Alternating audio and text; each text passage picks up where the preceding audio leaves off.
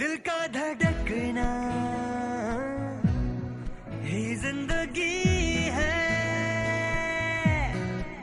धड़कन ही दिल की जिंदा दिली है। तुम दिल पर रखकर अपने हाथ कर लो वादा ये दिल के साथ, दिल से दिल का रखेंगे ख्याल।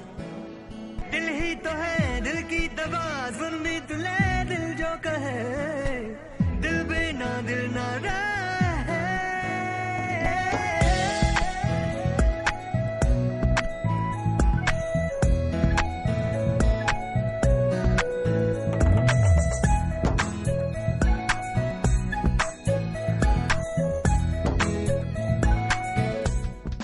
Welcome to IPC heart care show. मैं डॉक्टर प्रतीक्षा सभी दर्शकों का स्ट्रेस फ्री स्वागत करती हूँ। जी हाँ दोस्तों, जैसे हम डिस्कस कर रहे हैं स्ट्रेस मैनेजमेंट के बारे में, तो हमारी ये जो श्रृंखला चल रही है कि how are we going to manage stress at home, at work, our emotions, financial stress. तो कल हमने जो डिस्कशन किया था कि हम घर में कैसे स्ट्रेस को मैनेज कर सकते हैं, तो आज जैसे आप देख रहे हैं कि मैं एकदम ही ऑफिस वेयर में हूँ, तो we are going to discuss about stress at work and how can we cope up with it.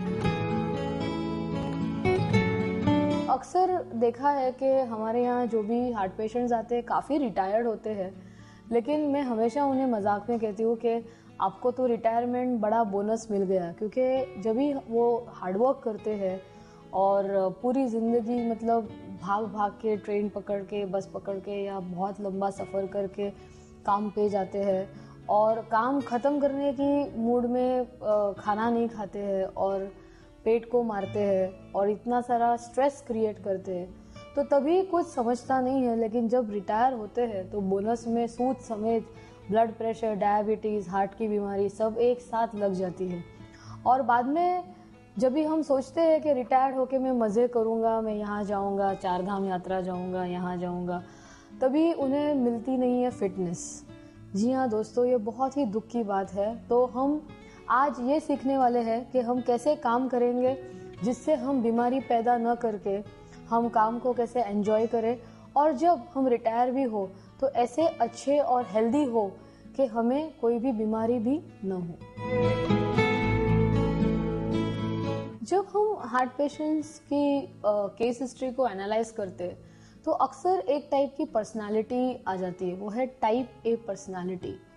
Doctor mayor Friedmann ने भी उस पर बहुत रिसर्च की थी और उन्होंने प्रमाणित किया कि जिनकी भी टाइप ए पर्सनालिटी होती है वो ज़्यादातर ब्लड प्रेशर और हार्ट डिजीज़ को प्रोन होते हैं। तो चलिए देखते हैं क्या है ये type A personality. In short words it is Hari worry करी। हरी मतलब इन लोगों को बहुत जल्दी रहती है, किधर भी उनको रुकने बोला पेशेंस बिल्कुल नहीं होती है। और आजकल तो ये नया ये भी चालू हो गया कि impatience is a new way of life. आजकल के तो यंगस्टर्स इतने इम्पेशेंट हो गए कि किधर भी रुकने के लिए रेडी नहीं होते। और इसके लिए हम देख रहे हैं कि आजकल की जो युवा पीढ़ी में भी हार्ट की बीमारियां बढ़ते जा रही है।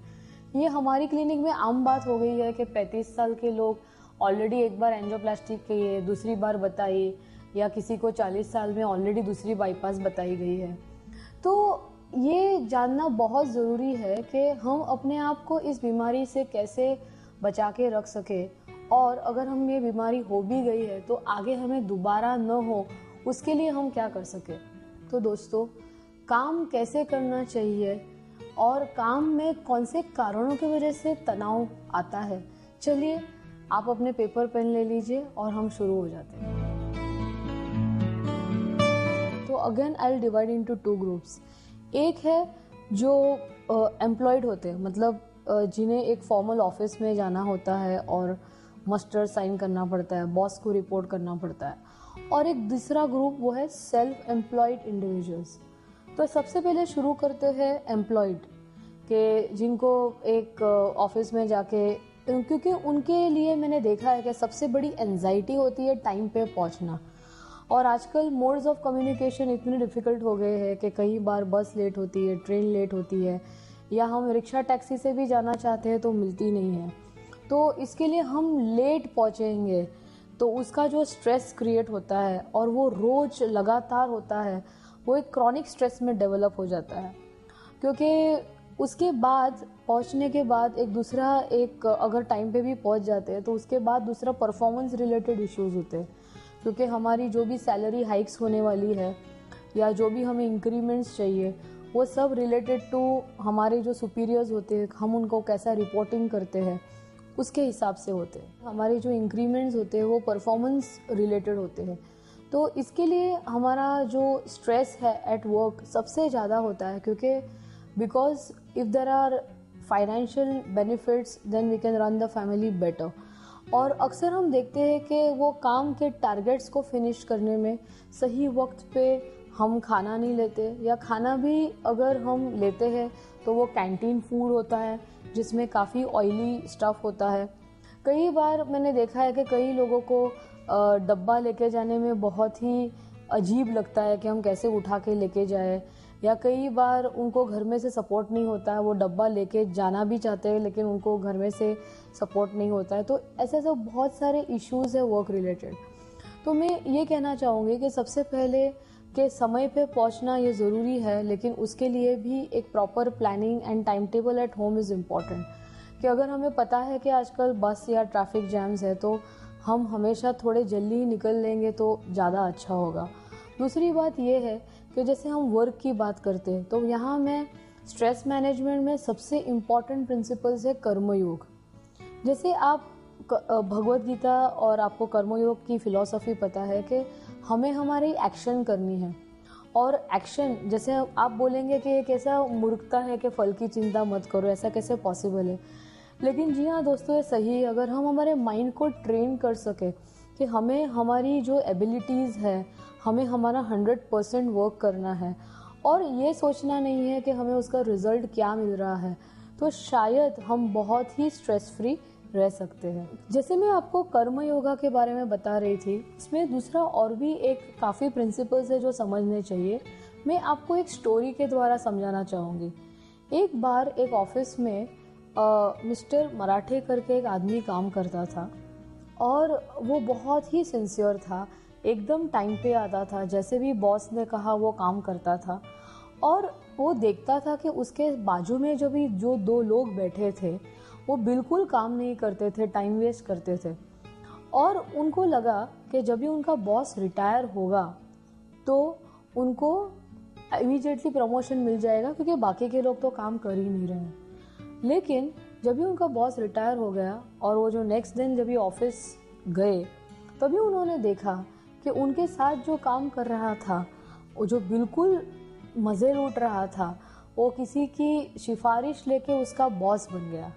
वो देखते ही उनकी हालत इतनी ख़राब हो गई कि उनको मैसिव हार्ट अटैक आ गया और उनको इमीडिएटली हॉस्पिटलाइज किया गया। जब वो हॉस्पिटल में थे तभी भी वो रोज़ सोचा करते थे कि ये आदमी को तो कुछ काम आता ही नहीं है, ज़रूर मैं वापस जाऊंगा तो वो मुझे बताएगा कि मुझे ये काम है, मेरे बिना तो ऑफिस चलने वाली ही नहीं है। और वैसे करके वो रिकवरी के बाद जब ये ऑफिस गए तभी वो जो उनका बॉस बन गया था, जैसे ही दरवाज़ा खोला जोर से चिल्लाने लगा, कहाँ गए थे तुम इतने दिन, क्या किया तुमने, ये किया वो किया। और दूसरा उनको वहाँ ही अटैक आके वापस एडमिट हो गए। दोस्तों, ये स्टोरी में एक बहुत इंपॉर्टेंट लेसन है। अगर आप डिटेल में इनकी लाइफ देखेंगे तो उन्होंने पूरा जो उनका कर्म है उन्होंने काम पे किया कि वो काम पे समय पे जाते थे, काम अच्छी तरह से करते थे। लेकिन उनका फल पता है आपको कहाँ मिला?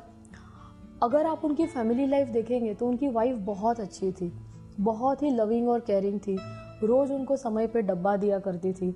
उनका बेटा भी पढ़ाई में बहुत अच्छा था, बहुत ही डिसिप्लिन था, बहुत ही ओबीडियंट था।